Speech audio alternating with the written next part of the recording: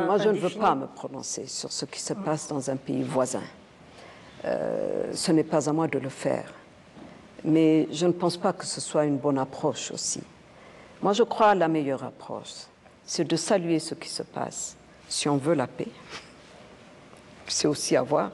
Si on veut que la paix soit irréversible sur ce continent, il faut saluer ces efforts de paix et les aider.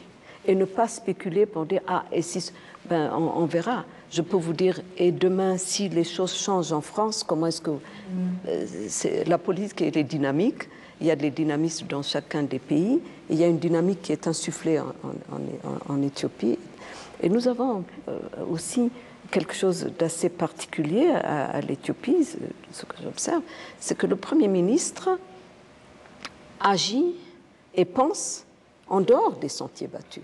Et ça, c'est très important, parce que parfois nous restons cloîtrés, on voit les choses sous un prisme donné qu'on a toujours eu. Dès qu'on les change, on voit que les choses peuvent progresser autrement. Un exemple. Sur le continent, on a toujours dit qu'il faut que la paix et la sécurité soient rétablies avant que le développement… Maintenant, le nexus entre paix, sécurité, développement, respect des droits de l'homme, démocratie, tout est lié, ma foi. Quel est le pays qui vous garantira, dans le monde, qui vous garantira une paix et sécurité à 100% pour que le reste puisse être déclenché?